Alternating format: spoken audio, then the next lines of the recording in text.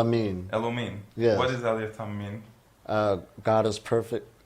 Okay, so it's not your given name. You weren't born with it. Right. It's a change name, like That's the a Indian change tradition. name. Right. Yeah. Okay, I like that. You know, the Indians, when they reach a certain age, they choose a new name that describes who they really are, and not their giving name. And that's a lot of spiritual people do that because it's sort of like we're shedding the skin of the person that we used to be. Mm-hmm. Yeah. Absolutely. And this name was actually given to me by one of the spiritual teachers in southern Israel. Okay. Ramona. This is Elitom. I said, that fits. I like it. So I am here interviewing Elitom, which with perfect synchronicity, I'm in Israel and not teaching abroad. And we don't get to meet a lot of Breatharians, and I know it's really important for my community to see other type of Breatharians and how they live their life and how they cope with the different struggles, with the different daily routines. So I'm going to ask a bunch of questions. I know you're very, very used to answering, so I'm just going to answer them again. And also have a list of questions that some of my community have wanted me to ask. Oh, absolutely. Okay, so let's begin generally. Breatharian is usually connected with a lack of eating, physical nourishment. How do you do now in your day-to-day life? How did it start for you? Why did you want to do this? How much do you actually eat, if anything at all? Do you consume water or stuff like that? It changes. It started out through health reasons. I was overweight, felt real bad, and then pretty soon I ran into veganism. And I saw the great improvements it did on my physical being, changed my whole life, changed my whole outlook. So then I got curious on the other diet changes that can take place, because I started to run in also into energy work, the power of energy work, and I understood that food is an energy. So therefore, of course, I ran into more live and raw foods. And that got wonderful to really see the enzymes and how they work on the body. Now, dealing with losing weight, I used to be overweight. Just by going to a vegan diet, everything, my health was boom. And then when I went live and raw food, of course, the health was really looking good. And of course, I lost a lot more weight. Now, dealing with the community I was once in who was used to eating meat, even back then, they were saying, you lost too much weight too fast, you look sick, blah, blah, blah, blah. But when I went to other communities like the vegan community and Live and Raw, the perception of how we see things, I looked at like I'm supposed to look. So they're right there, we're dealing with a perception that a lot of people deal with who break off from their family of the traditional eating and go more holistic. And when they make these changes, the family, they got to put up with that other consciousness from their family saying what you're doing is wrong, be careful. So that comes into play. So anyway, on my own journey, pretty soon one day a girl said to me, there's people who don't eat, they call them breatharians. And I said, whoa, I got to find this out, find out as much as I can. And of course I ran into the 21-day process on the book Living on Light by Jasmine, read the whole book. It really got with my spirit. But what took place was, wow, I just started a family, house, bills, in that daily situation. And to take 21 days off, that wasn't going to happen. The finances going towards that wasn't going to take place. So I said, but I really want this. How am I going to work with it? Now, keep in mind, I thought real hard about this because at this time, from when I was overweight to where I was at then, 80% live and raw, plus I had fasting once a day in my lifestyle. That was due to, at first, religious reasons, keeping a Sabbath, and I made sure I kept that no matter what happened, and I fasted for 24 hours. So all of that was already in my lifestyle, and I had that going for me. And I also learned minor or basic meditation. So that was already up and running for me. So I was gung-ho for this. I'm going to put this together. I got to take it slow, and I knew this. I still was going to keep my lifestyle, going to work. But at the same time, even though I was still raising a family, we were separated at the time, which was, on one level could be negative, but the positive level side was I'm by myself. I could work on myself. So, of course, the first meditation I ran into was the microcosmic orbit. Now, keep in mind that when we deal with breatharianism and food freedom, is dealing with energy. Everything is energy. We hear this all the time. And you got energy centers in your body. That is the thing, the main basic foundation you have to really keep open and start to bring more energy into the body. And you can feel for yourself when the hunger leaves and it will bring more energy into the body. And this can take place without you even going into the not eating phase yet. So this is really, really awesome. I tell people to work on themselves energetically first before they come into this, and then this will be more of a reality than coming into it with no tools. Energy work are you talking about? What do you do like as a regular practice to bring in more energy to your body? So right now as I'm going into it, Qigong is my number one teaching right now, and that's what I do every day. For how long every day? At least an hour. Okay. Right, at least an hour. And even when I bring people into it, I at least tell them, you know, because when a person's coming into something new, of course you can't do it that long, but at least do some type of maintenance energetically, 20 minutes a day, half hour a day. Would just the meditation do it, or do you actually need the body to move? I like when you asked that too. All meditations is dealing with some type of energy if you're dealing with sound, visualization. And I usually tell people to pick one that's good for them, because if you got something that you really like and enjoy, you'll stay with it. Don't try to get nothing too complicated. So when you're dealing with that, the body and mind is going to be into it. And then feel where you're at, because some people are more agitated. They can't really sit down, you know, due to their mind. That's just the way they are. Yeah. I know. So something like Tai Chi or standing up Qigongs will better help that person. Falun Dafa has a really strong influence on becoming a Breatharian. Absolutely. And I'm glad you brought that up, because my favorite one is standing like a tree. Yeah, the second. Right. Right. Yeah. And those ones right there is the bread and butter. And those are the ones I teach at retreats and every place else. And even when I do the lectures, I'll take people just to feel that energy by you doing nothing. Just feel how your body's already communicating with the atmosphere. It's been doing this every day. Our mind been getting in the way of, and our lifestyles and our habits been getting in the way of this energy healing us. So just by these, what I'm saying right now, a lot of information that we're telling you about breatharianism, we already know. This is like a reminder. Yeah.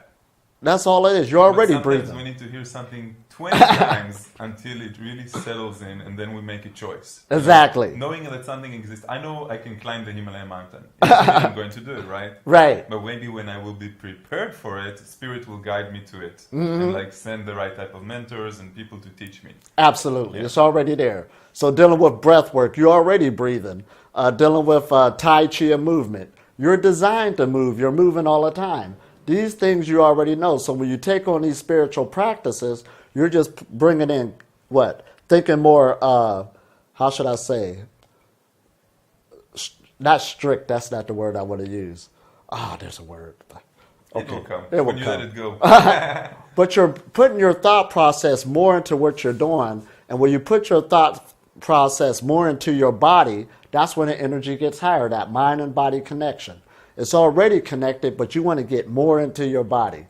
Now listen at that concept. The average person who's not consciously breatharian, you know, even though I say we're all breatharian, they're basically moving out of their body. They're not paying it no attention. But with these teachings, you're coming back into your body. You're feeling your feet again. You're feeling your hands again. So that you could get this good blood circulation that brings more energy to the body. Hemoglobin, the circulation of it's getting out the energy blockages. This all brings more energy to the body.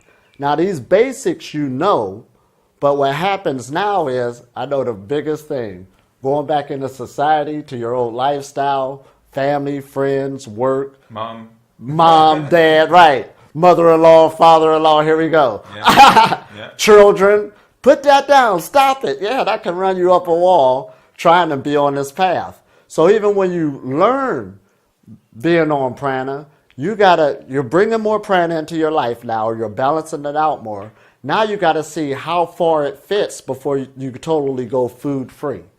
Now I've been on this path for 18 years, so of course a person to say, you mean you didn't eat and drink for 18 years? I say, wait, okay, let's bring some understanding.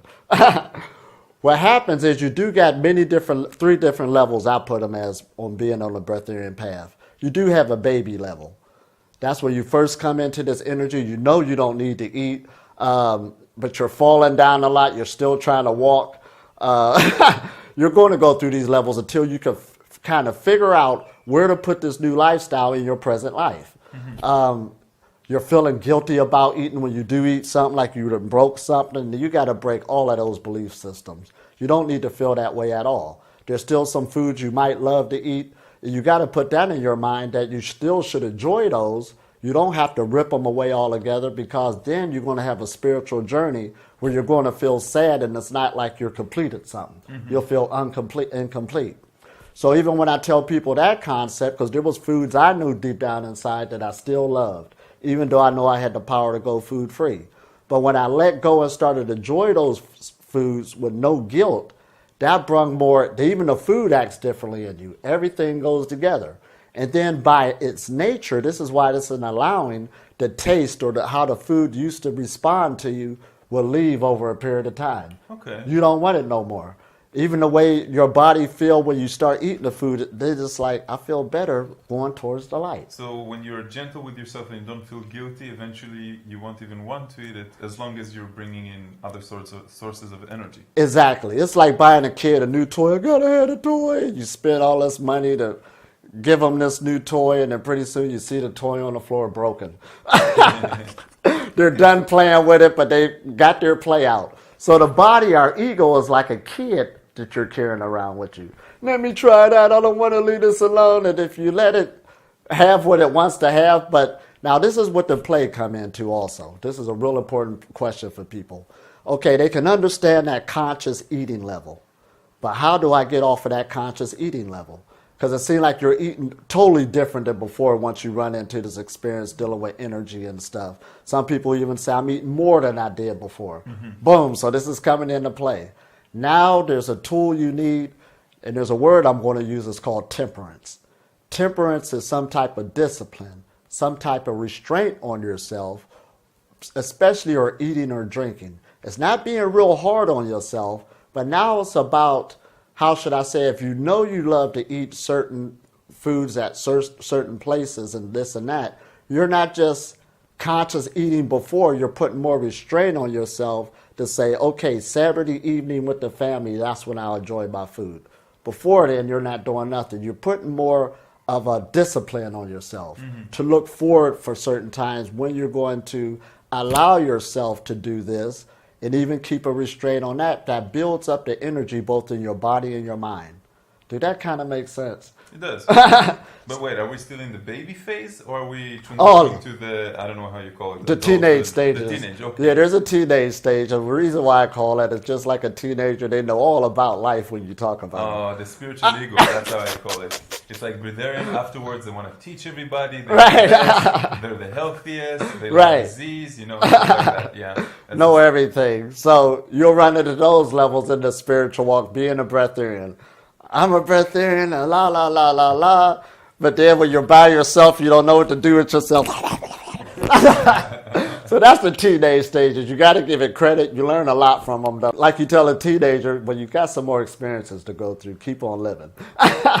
So you'll go through those stages before you soon would come to those adult stages. And that's where you start picking up more of that temperance, where now you want to go further into this experience because there's another doors that will open up that will give you a whole lot that you don't even imagine. And this is when you understand what we're saying is more than just eating or not eating. This is going to start really bringing more light into your body by healing past relationships, past traumas. People don't understand this. And when that brings more light into your body, that goes beyond the food altogether. So this is not even on the physical body. This is the emotional body, cleansing any karma that you had in your past. Absolutely. Forgiveness for yourself and others. Absolutely. Because when you're working on this path, you're working with the light. And it's cleansing you on a cellular level. That's why this path don't end. There's many levels and degrees. And as I'm talking, try to grab where you're out in this, because I do talk in levels and degrees because that's where everybody's coming from. It's not for everybody. When we say go straight, you hear about this not eating and drinking, and that's what you hear and you want to run to it and understand that you got this path to go through. How long it takes depend on you. You got to see where your lifestyle at. But the good point is all of us is working with this light that's going through us and going around us. And even me, myself, this is why I love telling some of my stories about the chocolate. And I woke up one day and the chocolate was all over me. I laugh about it now, but back then I was serious. It was like, oh, I failed. I'm feeling guilty. Had to get over it. Okay, you love chocolate. Enjoy yourself on this chocolate and this and that until it gets out your system. Because food is relationships. Serious relationships. Yeah, like emotional eating. That's everything is food is about emotional eating. The thing I enjoyed most after I went the first year of my Breatharian experience, I was a little bit more extreme, just liquids, no physical food at all. Right. And I built a resistance, and I didn't enjoy it that much. And so, in my first year's birthday, I had a pizza. Right. Retroactively, I understood that I had a pizza because my mom used to make pizzas when I was a child. Exactly. So the inner child was calling for that specific thing. Exactly. And I like how you pinpointed on something that if I'm going to do this ritual, I'm going to do it all the way. I'm going to do it all the way and pick something that means something. Yeah. So that's one thing, too, what I tell about people when I was on my avocado battle. And I met some guy in the last workshop who was saying, that makes sense, because there was something he really loved. His family brought it to him, and then one day the taste wasn't the same no more. And then that's when your body is telling you to move on, because you got to keep in mind that our body is our mind. It's an extension of it. It got the memo of how to lead us, how to take us. You got to start working more hand in hand with your body. That's what it allows you to do. So when certain things and habits start breaking off and it don't feel the same way, that's your body saying, okay, I'm ready to move on. It was taking on that last program because you've been eating all your life. You got to give it time to catch up with the energy of the thought process, because this is energy too. So you change your belief, your consciousness makes a leap, and then the body, which is more physical and requires a process, a beginning and an end, takes a little bit more time to catch up. A little bit more time to catch up. And also, it's more than just your physical body. Your life is kind of, every time you make a shift in your consciousness in your body, it's shifting your environment. Yeah. We've noticed I taught until now about 600 participants. And what I see statistically is afterwards they see that the synchronicities and the manifestation abilities of their not physical body but of their consciousness is much higher. Much higher. Life begins to unroll in an unprecedented speed. Oh, absolutely. Yeah.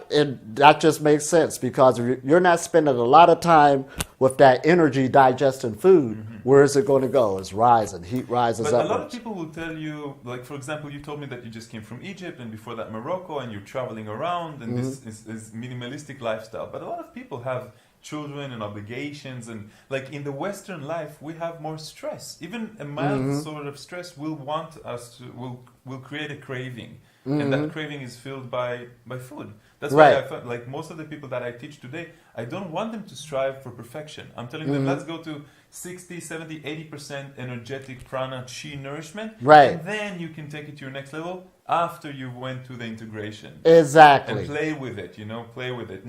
The ego strives for everything. I want 100%. Exactly. And I'm like, there's no 100%. There's a few people in the world and they all live in caves, Right. meditate all day, do tai chi and stuff like that.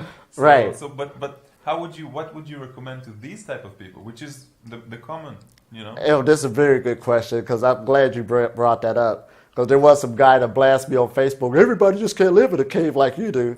And I had to think about it. He's right. I find the same. I have a baby girl, 4 months, and I'm traveling a lot, and I do have some stress in my life. Not like other people, because it's a mental thing which I don't have. But I see my students are struggling with that, and I really want to help them. Timing does mean a lot.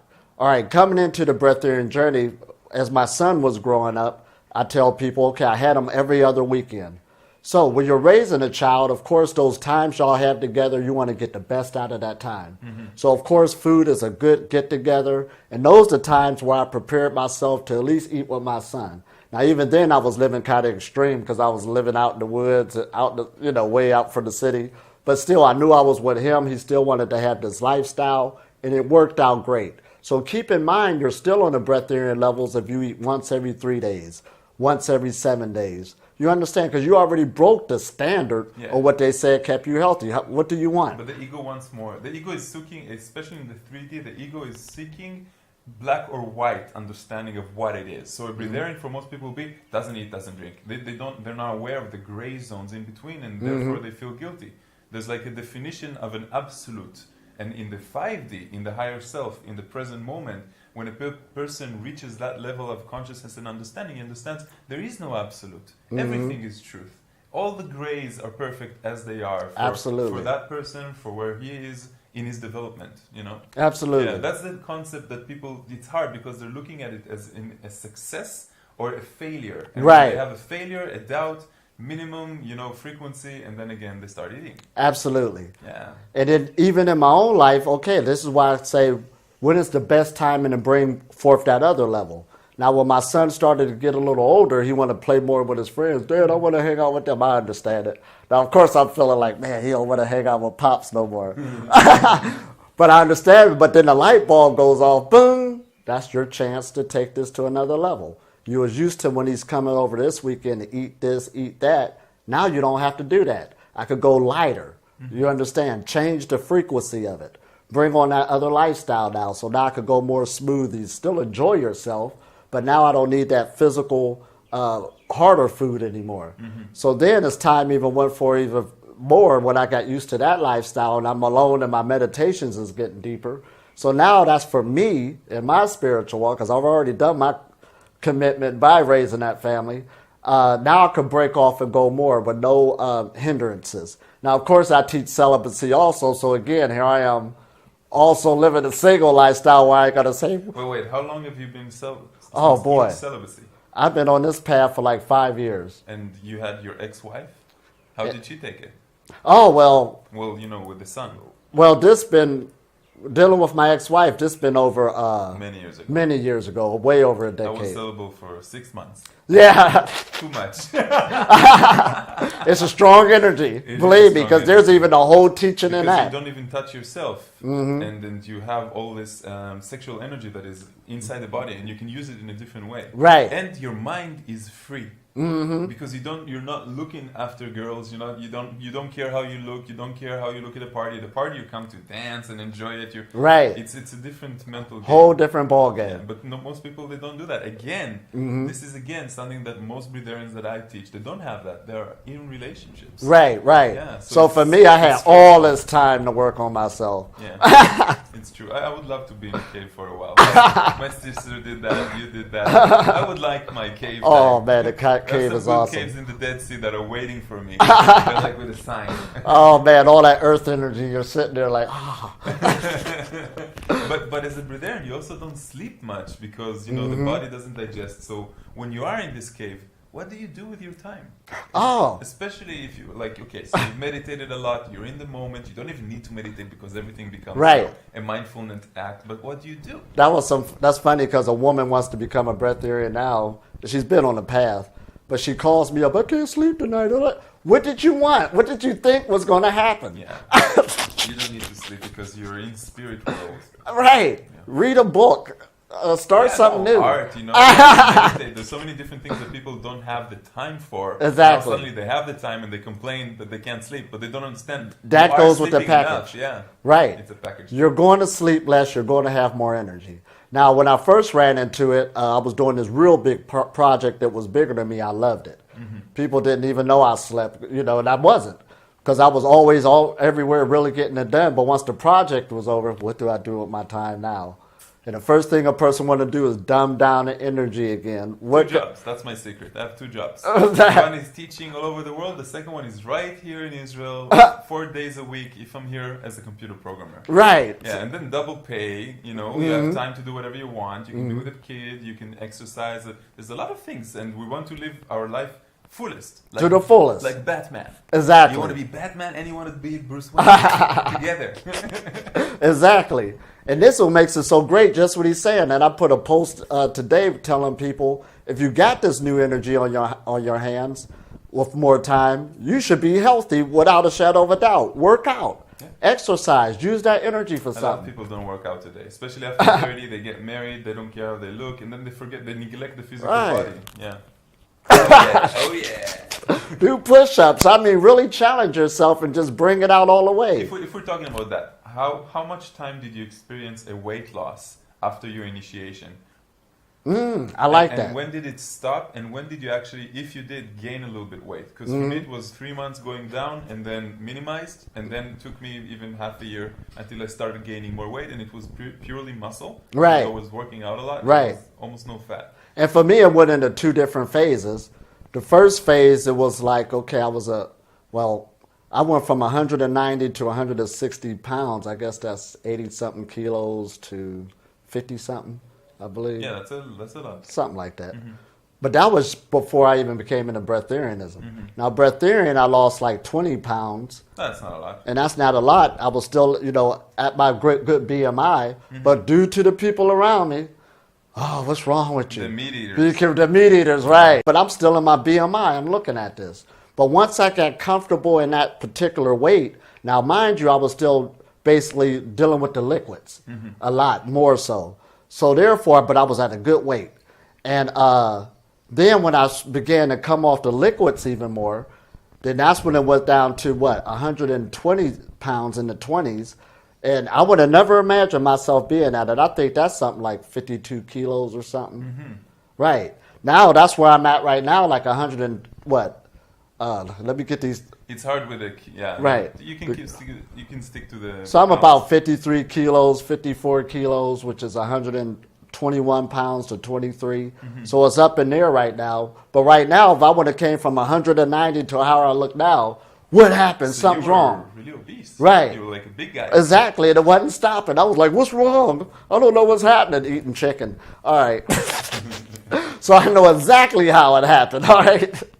Right, eating the 3 meals a day, eating here, snacking at night. Yes, it's going to happen Plus eventually. in the States, we didn't mention this, but he's from Ohio, and even though you don't look like, but yeah, in the States, a lot of people are obese because of the sugar, I assume, because of the education, because The lifestyle, Yeah. oh my gosh. But also the African community. I mean, the genes of the Africans that came from Africa, they're not used to all this sugar, and they're just Oh my gosh. even alcohol. Everything affects them much more than others.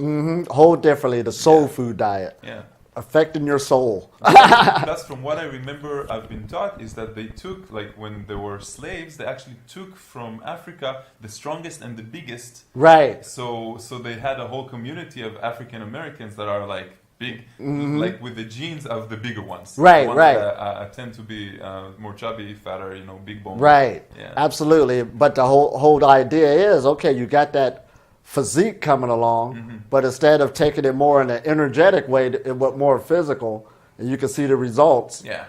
And it'd be awesome if you could learn to take it more energetic, or what you could do with it. Coming from the hotter climate, having a melanin concentration. It's amazing on how much energy this could grab too, coming from the solar energy.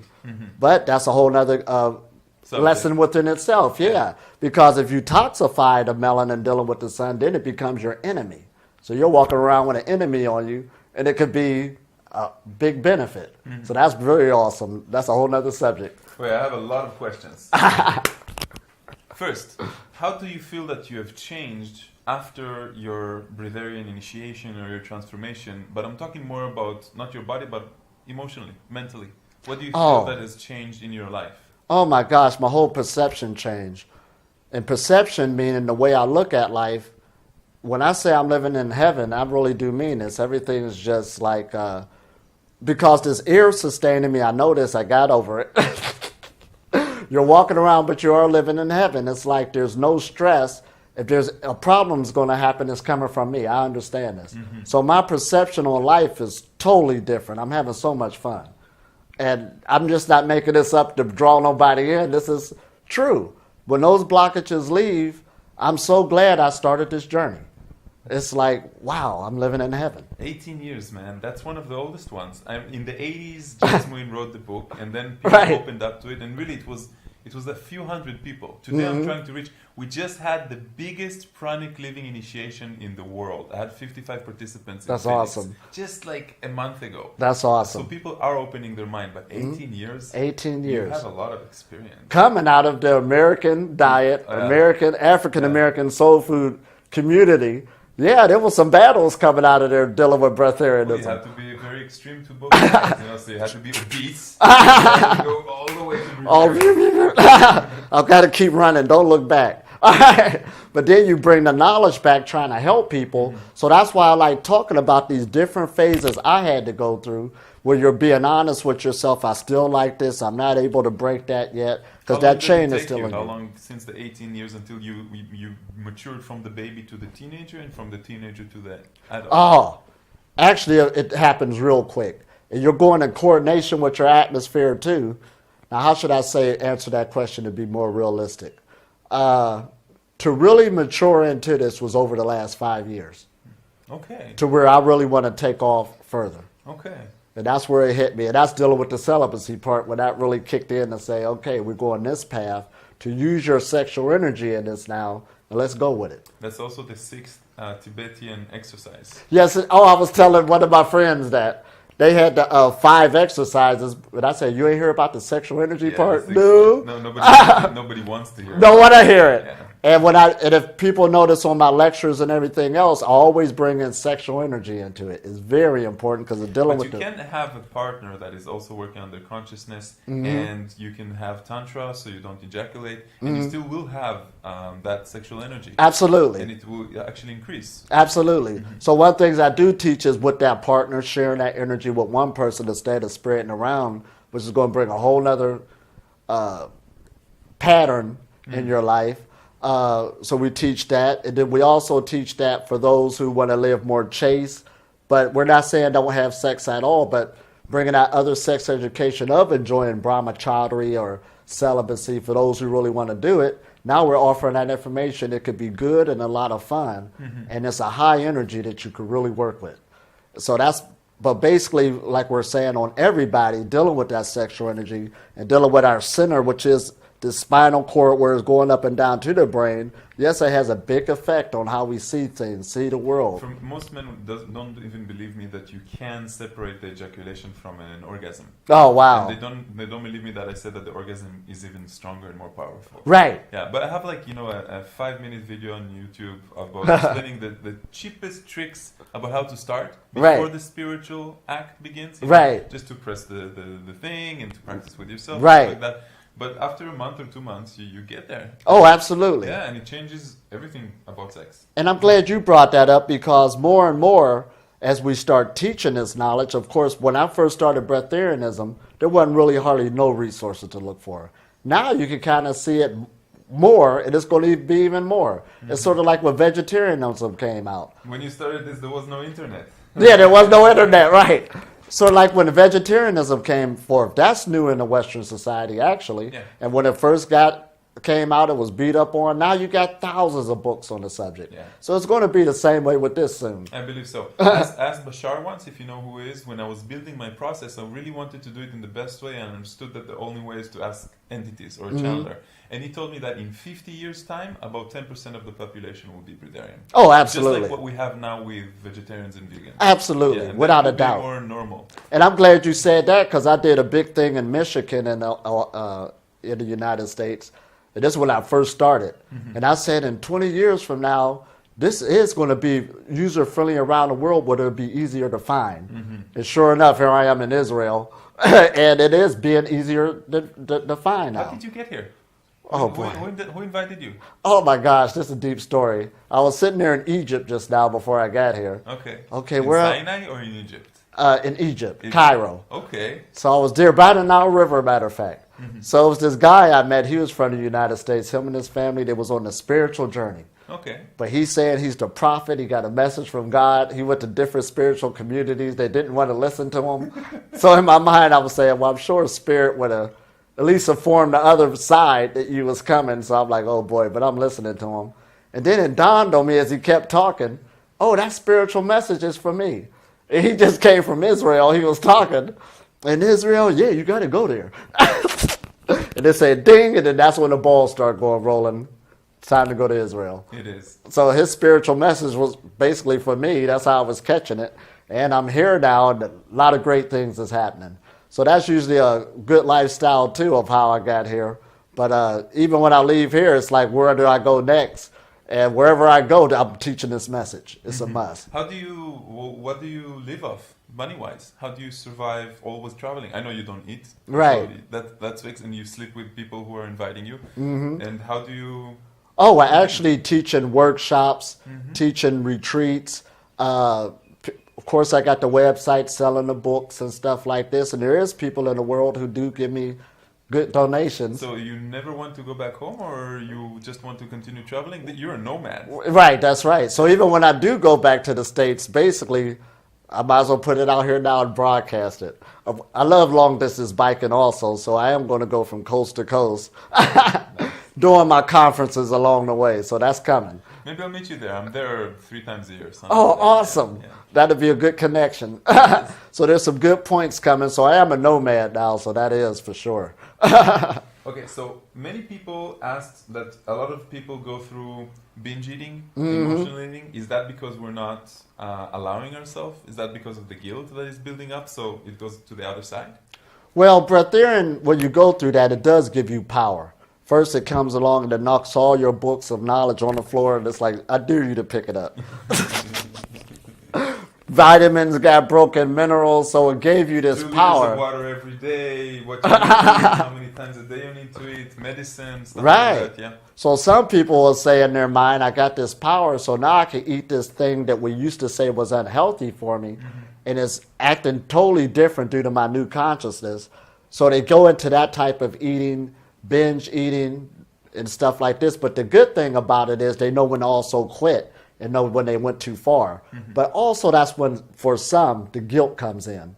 And they shouldn't allow that to happen. You wanted to do that. You had your fun, right? Oh, yeah. I would even tell some of my students to try to go a whole week without thinking about it and eat as much as they can. Eat morning, lunch, Right. dinner. Eventually, it will wear off. It'll wear go off. away. Yeah, That's it basically will what go we're away. saying on this concept. Yeah. And I put a post on Facebook one time and said, you don't get breatharianism by not eating. You eat your way to breatharianism. And that helped a lot of people. And what we mean by that is, as we're growing spiritually, you're only going to drop but so far before this vessel wants to go back up, dealing with the light. So as you're on that conscious food eating journey and you feel it's being uncomfortable again, you know, the first time you was feeling uncomfortable, you grabbed this breatharian power, but now you're feeling uncomfortable again. Now it's a good time to rise it back up and take advantage of this. The energy out of you know how to work with it a lot better now. So now that's what I mean. You need to start bringing in that temperance into play, you know, and just let the ship come back up on its own. Sort of like you can't sink. I think a lot of people will have a difficult time with that because they build an expectation of what it should be like. And when you have an expectation, you're not in your zone. You're not in your and zone. You're not trusting spirit to guide you in the right way. Yeah. And what I always get into too, like when we started out talking about the qigongs and stuff like that, keep that in your lifestyle. That's a big regulator. If you let this feeling go away altogether and you're back numb again, it's hard for you to mentally set a plan again. You made yourself numb. Why lose the feeling? What wins out overall, especially if you keep consistent meditation in your lifestyle, is how you feel. Because the bottom line is health. I feel a lot better being food-free than I do eating food. I know I can eat if I want to. I don't want to feel like that in this season. This is a lot of energy. I feel good. I don't feel like looking for a bathroom. All of this stuff. It gets nerve-wracking. Keeps rolling. Keep rolling. Yeah, it's good. And even dealing with the liquid journey, yes, the less mucus you start having in your system, the more earth salts you start getting out of your system, of course you're not going to feel that thirsty hunger no more, that thirsty feeling. So you're saying it's a detox. It's just a basic detox. So you can reach it quite quickly. Quickly. It all depends what you're understanding and what you want to do and bring it into your being. So therefore, even when you're going through drinking your favorite drink, and I tell people, drink your favorite drink. But after a while, that gets boring because you can feel the difference when you're not drinking compared to when you're doing it. And also, again, I got to use the bathroom again and again. It gets nerve-wracking when you could be... Especially after a very long time that you don't have bowel movements and you hardly use the bathroom. Right. You get used to it and kind of like we are doing it once a day, twice a week, you know, stuff like It gets nerve-wracking again. But would you recommend that we become aware of our emotional eating patterns and then try to find something else that will fulfill that, like taking the dog out to the park, or should we say yes, or should we always say no to food? You know, because saying no a lot to something builds up a resistance. Build up a resistance. Yeah, so it's hard for me to see the natural way. I have come in a natural way, but I'm a very mental person. Once I see the belief system, but a lot of people are more sensitive than I am, and then they have that emotional leading pattern that So what would you say? Like, can we? How do the magicians say it? They do one thing, but they distract you. Can we distract the subconscious? Right. Because when I hear dancing monkeys, I don't want to see dancing monkeys in my mind. I want to see. I want to, do the around. Right. Indirectly. Right. See, that's why this is at so many levels and degrees. Even just the average person, if I'm talking to them, not even about breatharianism, I tell them to fast once a week. Boom, put that in your lifestyle. I know the power just behind that, or what it could do to your body and your mind. Now you got this knowledge of breatharianism, and you're talking about this emotional eating. All right. So now, of course, that once a week, you're way beyond that, because you shouldn't be eating every day. That's how I feel if you're being on this path and want to go further. I mean, you at least got to bring something to the table with light. So good advice. Begin once a week. Right. See what changes happen inside of you. And then it'll go further. That's what we're saying. We want this transition to be smooth for you. It's not a beat up over your head thing, but start with that once a week. And like I tell people, if you can't master one day, what make you think you're going to master more? Yeah. Master in one day mean I could go out right now and mow somebody's yard and not eat or drink and be sitting here and say, let's go play basketball. I'm so used to this because this is how I've been in this pattern this long. I could do something, what you say normal, what a person's eating, and I'm not eating, and could do the same thing. But it all started from mastering one day. Did that make sense? Master that one day. Yeah, like you're saying, the gradual way. Right. In Israel, we like it the wham, bam, thank you, ma'am. That's the Western idea. Close the window just so the sound from the drilling outside won't come into Right, we're in an age of instant gratification. And this is a work on yourself. But it's going to be a good work when you have an understanding of what you're working on. You're building something. And like I tell a lot of people, you're giving yourself a spiritual abortion. It's sort of like when a woman's having that baby from conception, there's a time period as it's growing within inside of it. You're cultivating this life through this light within inside you, through this meditation. And start being careful what you put into your body so you won't have a spiritual abortion. And allow it to grow. And when it get to a certain place, you will know it when you're working with this energy. Do you recommend, I never recommend to anyone to do it by themselves. I always recommend to come to the workshop, not because my ego tells me that I'm a very good guide, but because I've seen the success rate of people who are trying to do it by themselves and people who are actually doing it in the group with a practice guide, person that has already gone through all these stages.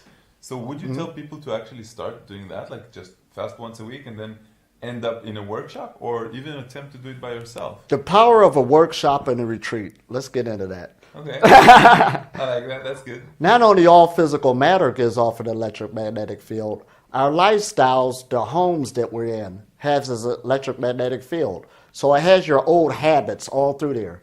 It's sort of like a drug addict. They could look at a old smoking pipe that they used to smoke out of, and it could trigger it even though they was planning on quitting. Or an alcoholic could see a party glass that used to remind them, and it could trigger them to go back into that.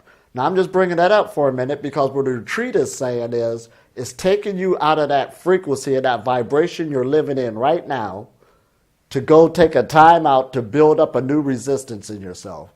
It's sort of like an army going out to war, and you say, retreat, y'all had enough. All right, you got to re-up and get some new information, get some new synergy with other people of like mind, like teachings. So you can go back into your lifestyle, because that's what you're doing.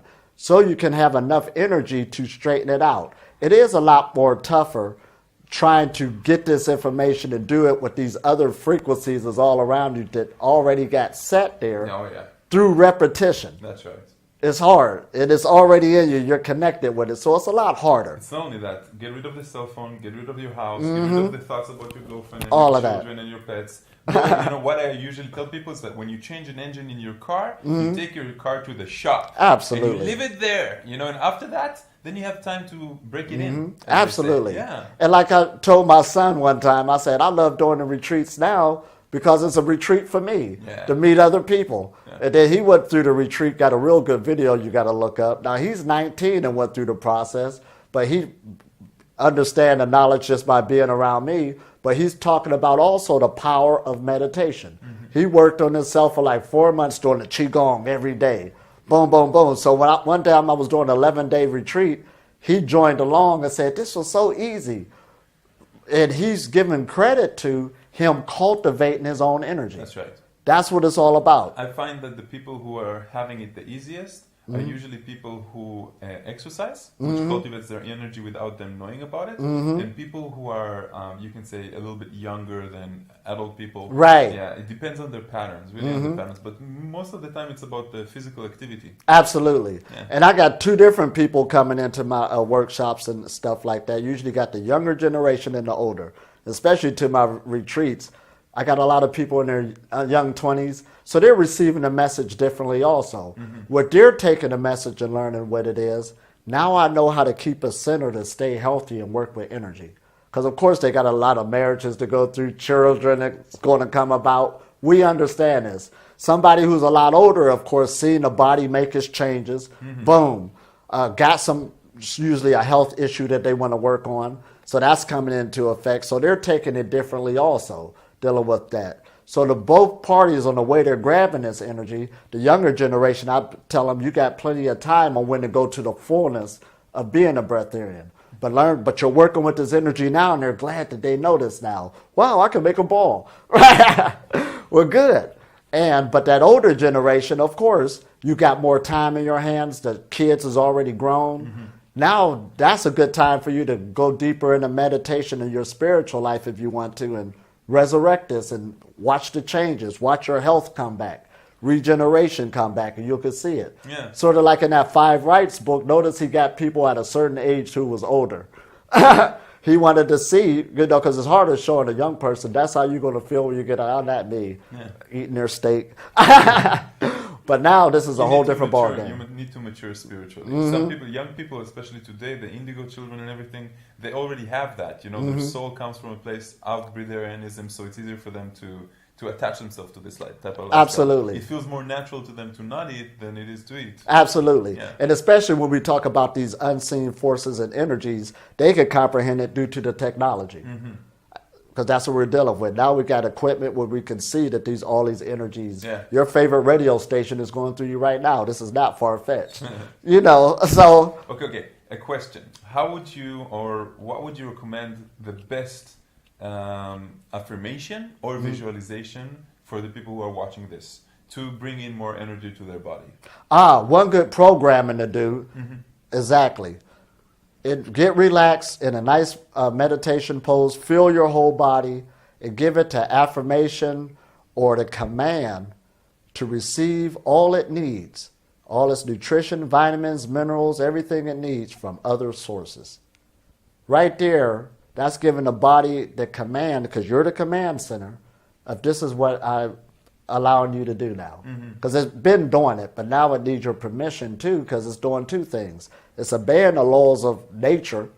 That's because we're all part of nature. But it's also obeying, oh, you want to do that again? Okay, I'm with you. So now you're giving it that command, and that's one of the best commands to help me. And I could feel that shift take part over a period of time. You could feel energy pulling here from different places. And you could feel more comfortable, and over a period of time, it takes away that fear of letting go. Okay, what about people who just finished their initiation? They're still in the first few weeks. They feel tired, and they have a belief system that something has changed, an engine has been opened, but still I need a little bit of juice, or I need a little bit of something. I'm not talking about the adult. I'm talking about the baby. The baby breatharian, that still have a little bit doubts, a little bit of mind games with it. Right. For example, and for them, I tell them to stay consistent within a meditation practice they have. Because that's why in the retreats I usually give a series of meditations. Pick the one that's good for you. It's all working with energy. Everybody be fascinated whether if you experienced meditation or a meditation person or a beginner. Keep that with you, because the energy is basically, again, you keeping your energy centers open. Tired, don't know what to do, I still need to get from these sources. Keep cultivating yourself, because this is how cultivation works. It ain't like you're going to open up the channels. They're open now. They're going to stay open forever.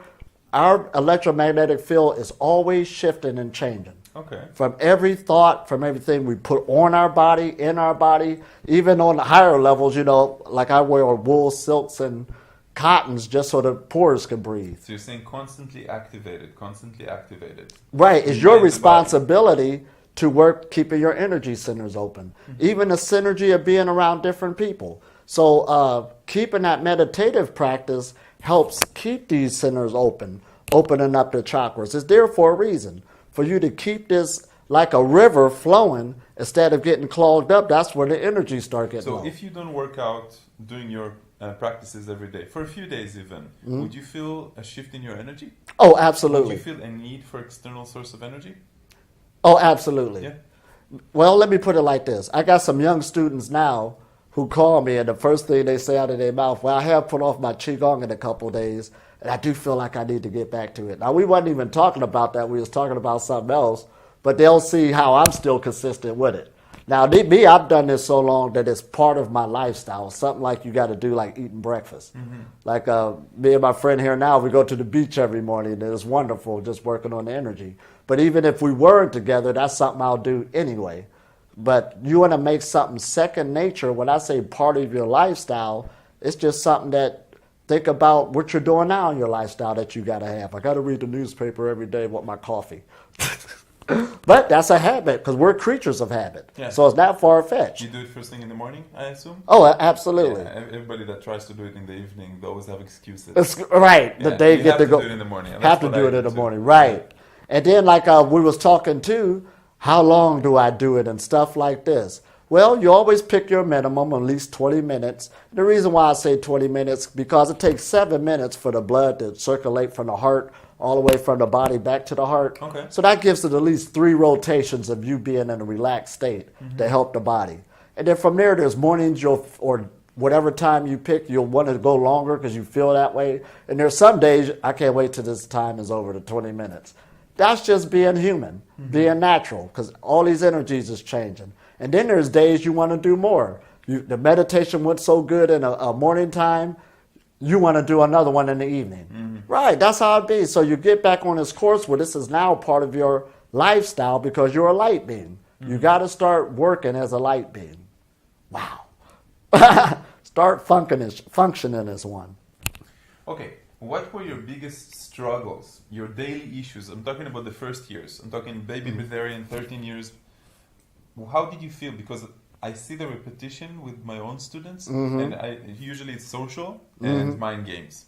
Right. Social mind games, social mind games, social mind games. That's everything pretty much. You know, the physical strength comes back, and then it's all about the mind games. Should I eat? Did I eat too much? When can I eat? Should I wait 2 months? You know, all this type of stuff. So what were your struggles? My struggles is how to use this non-eating energy.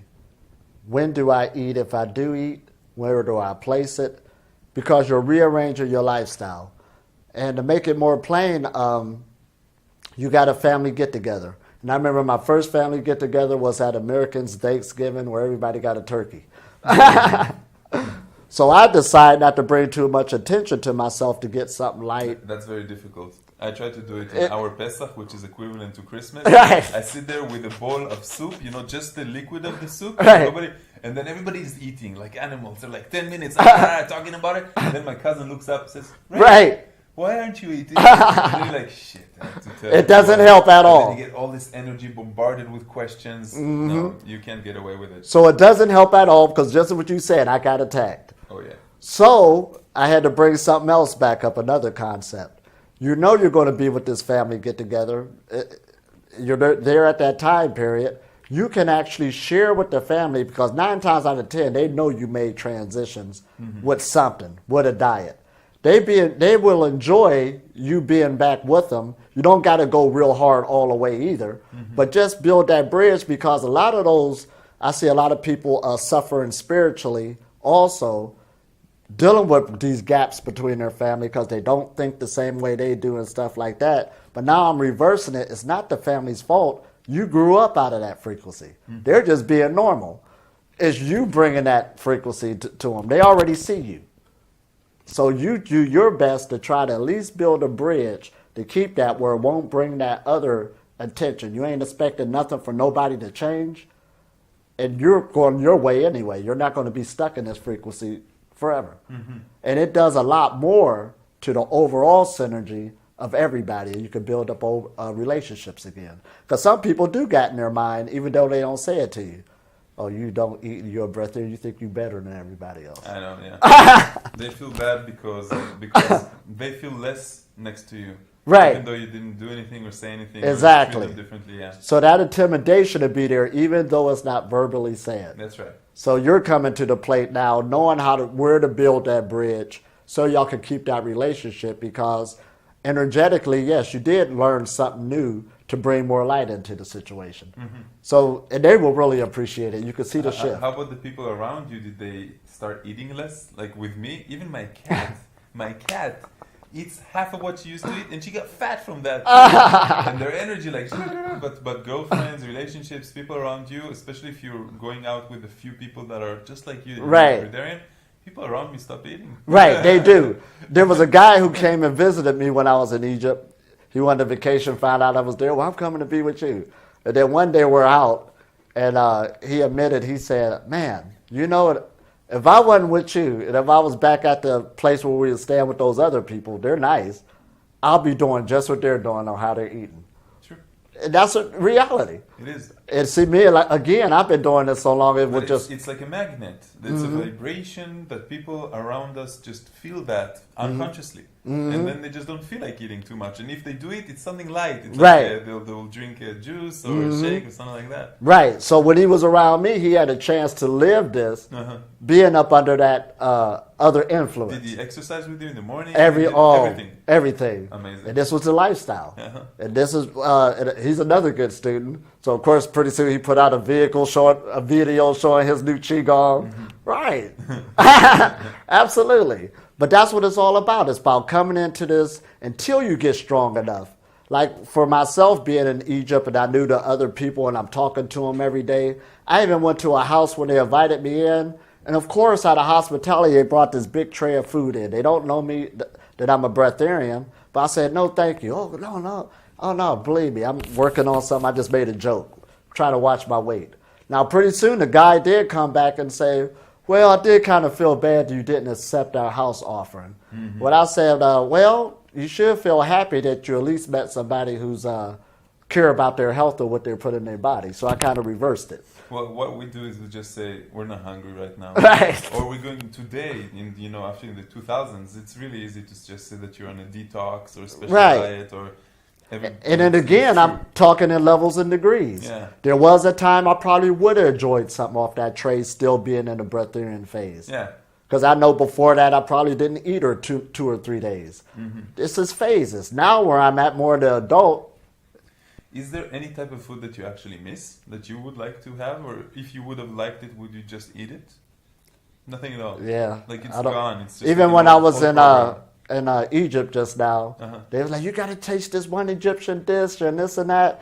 And when I looked at it, I say, okay, it's something I never tasted, but it relates and looks like something I know what the feeling's going to feel like. See, now the energy is more at a feeling level. Even to tell the truth, you'll get to the level as you're eating food, it really, don't take this, like dirt. What are you eating? What are you doing? The taste loses. You're just doing something. So it has no meaning no more. You want to go more energetically. But again, that's really another... Good. I'm not there. I still eat occasionally and I still enjoy it. It comes in waves, I think, with my development as well. Sometimes nothing at all. Sometimes when I'm abroad, new type of food, I want to taste it. Socially, I want to be with my mom. I want to make her feel that she's she's cooking for me. And that's awesome. It's like health. And I like how you're presenting it because you're having fun on a breatharian journey. Yeah. Oh, yeah. All of us is on this journey. Oh, yeah. Absolutely. And that's what it's all about. It's about balancing these lights, working with this light. And then when a time period do come in your life where you want to take it an inch further, you know the rules on how it goes. Your body actually digests the food that you eat, or a little bit? Because what I felt in the beginning, when I was extreme, when I was not eating any physical food at all, then I didn't feel that even when I did eat, I didn't feel that it's digesting it. I Right. felt like it's moving from a different system. I still have all the energy. But after a while, if I started eating more, like once a week, twice a week, after a while, I started understanding that my body is asking for more. It's like it's getting used That to craving it. comes, right. Yeah, and then I was like, okay, I'm going to stop again. You know. And again, this knowledge comes in level and degrees. Now, at the highest level knowledge, if I was to really come out and say it, I'll say something like, do you know that having an orgasm and eating food is the worst things you can do to your body? Immediately somebody would go, Boom! Next video. Right, next video, right. So that's why this comes in levels and degrees. But as we go back into where we're at now and being realistic about it as you're growing on a ladder, yes, you're exactly right. And when you overeat, you're going to crave more. You're going to want more. The more you eat, the more you're going to want to drink. This all comes with the territory that makes it feel better because we're creatures of pleasures and habits. Mm-hmm. That's what you're doing it for. Pleasures and habits.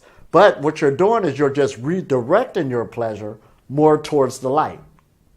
Do that make sense? Yeah. We're egotistical. It's always going to be there. This is a very complicated subject because it's not only more towards the light, also your subject, also moving from separateness to unity, also working on yourself spiritually. You know, all of these things, they're right and they're connected to one another. It's just hard for a normal Western person right now to achieve this.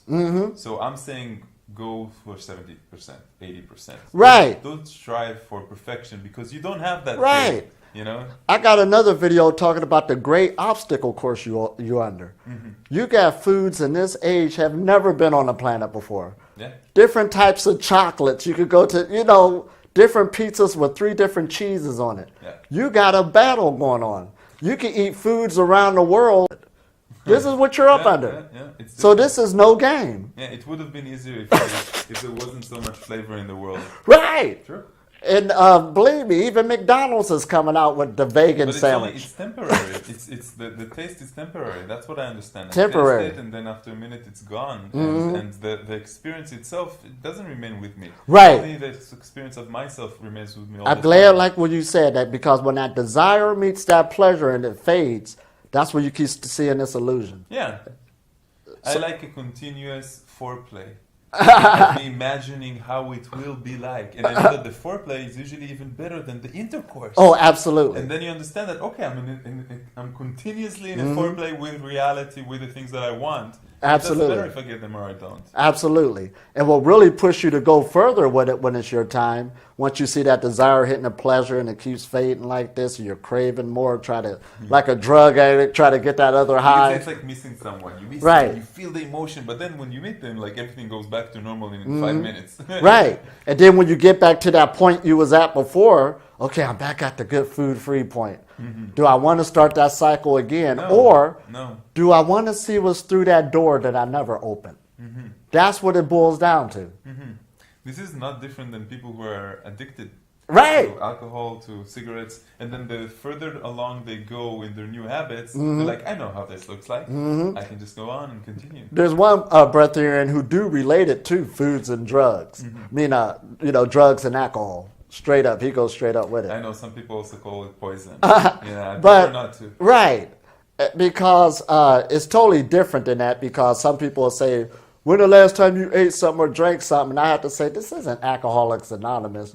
Oh, I've been drug-free for 2 months and 3 days. I had to call my counselor when I drank something. This isn't Alcoholics Anonymous, not at all. However, it's all about, too, where you're at when you want to see what's behind the next door. So that's why now if you're in that cycle where you're understanding this knowledge, and you want to apply it more, that's why I brought into that word, bring a little bit more discipline in now so that you could go energetically to see what's behind that next door. And that's what it boils down to. When you start seeing that other door open, something else is going to close.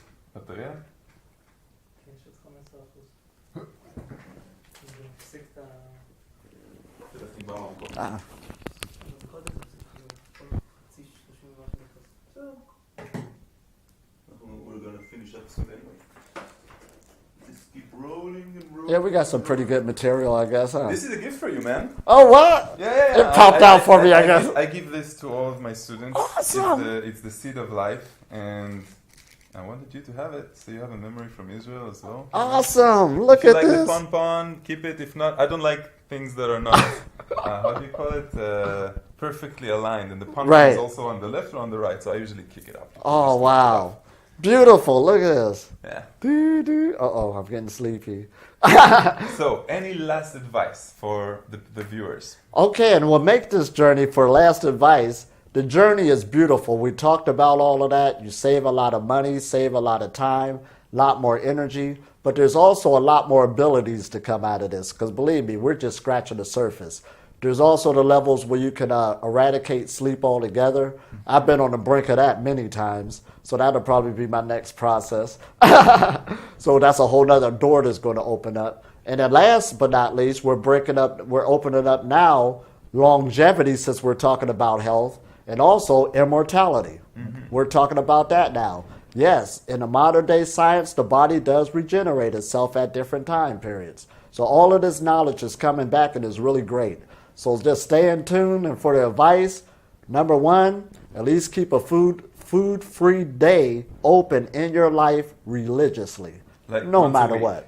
Once a week, religiously. And it's good to keep us the same set time and cycle, because your body can keep time better than we can consciously. I Believe always me. tell them the first work day of the week. It Awesome. is, yeah. After the sins of the weekend. Right. So keep that in mind. Keep in mind, too, that to keep this, how should I say, eat lighter, energetic foods. Eat lightly. You still enjoy yourself, but eat lightly. You understand? And last but not least, keep a good meditation going where you can watch your energy grow. Because this is all energy work. And a Breatharian is an advanced energy worker. You should be able to work with energy. You should have more, be able to heal yourself. You should be able to heal others more, because you're dealing with energy. You should be able to manifest things quicker. You should be able to be more creative, artistic. But I don't want to give up on food. Why are you taking food away from me, man? Just work on cutting it down. Yeah. And then that other level, when it's ready for you, it's time to go in. Yeah. Now I'm getting people now who say, I'm ready to go in. Well, let's go then. Yeah. Don't scare me. Don't Right. Don't take away anything. Yeah. Let's go in. Right. Yeah, I wasn't gradual because I'm a military. I'm an ex-military type of guy. 5 years in the military. Right. I knew that if it's hard, then I will learn from it. Right. Now I'm teaching people to be much more soft and gentle and Right. gradual. Yeah. Because this is a whole different ball game. It is a different ball game. I But do- the energies of the planet also change. And I do run into a lot of people with that hardcore, when I put my mind to something, I can do it. And they first run into breatharianism, and there's a break-in to take place. I see a lot of people get sat on their butt and say, you got to slow down a little bit. I know Because it's the motivation was from their ego. right. Once you go breatharian, the ego is minimized, and then suddenly, where's my motivation coming from? And they forget. Right, absolutely. So it kind of humble you, too, on a lot of this. Yeah, Big time. Because the spiritual ego keeps on pushing you up, and you can't be that way because Right. again, your frequency will go down. You want to eat, you want to understand what's going on. Because not only we use the word light, but it's bringing you more into a unity frequency. Now listen at this now. A unity frequency. So of course all of that old ego and that old package of you is getting broken. And the more you allow that to take place, more light comes into the body. I'm not saying that I'm perfect in any way, but I can really see the ego changing and shifting with the time, and I work a lot on myself on putting me in the exact same level as everybody Absolutely. else. Like I'm never right, I'm never wrong, and nobody's ever wrong. Oh, It's like absolutely. everybody's right all the time. And we're always changing. Yeah. I'm a whole completely person from when I started. Whole completely person. I've been on this path 18 years. From 6 months ago, Well, I'm we've different. changed just talking here for It's powerful. It leads you to go on and on. And also get something creative. The good thing about this energy, sleeping less, and you start gaining more energy. And even if you ain't got that energy yet, you're allowing your body to go through that healing phase. Allow that to take place. Yeah. But again, start thinking about things also. What are you going to do with this new energy? You can learn so many new things. I learned new songs, new instruments, new languages. There's so much. You can become an artist. Being out there on the beach, I was up on a mountain painting. I mean, never thought of that before. But now you got this energy, use it. Because if you don't use it, the next thing that's going to happen, you're going to be in a state of boredom, don't know what to do with yourself, and you're going to ground yourself back out. And I can tell you before we go with that, they used to say that if one person in every 100 would meditate, the whole world will change. And I can tell you that if one person in every probably 1,000 will become a breatharian, that's the whole world will change. Because Absolutely. the frequency is not, it's not only about us. I know we have aspirations, we have our own ego and our own goals, but when we change ourselves and do this type of transformation, the whole world changes with us. And we can really see it. That's the amazing thing. So it's not just about us, it's a lot about serving others as well. Absolutely. And I like how you said that because usually, of course, we being the creatures that we are dealing with ourselves, you come into it for self. Over a period of time, you pick up that unity frequency. What motivate me, I understand, is not about me no more. The way I carry myself and the way I deal with being a breatharian, this will motivate me to go food-free and stay food-free and put down the liquids and stuff No, you're like a this. teacher. Your destiny was to teach this. Right, to teach this and make it to where it can be here so it's not about me no more. Setting example. That's all we do. Exactly. You know? Yeah. That's why when two teachers of this come together, it's really, really, it's rare. Right. The light is spread around the world. The darkness is organized. Oh, absolutely. You know, but it's enough to have one little candle in a dark room to light the whole room. Oh, exactly. Now we got the bonfire going. Okay, guys, thanks so much for watching us. Namaste. And I'll give the URL for his stuff. You guys already have my stuff. Yeah.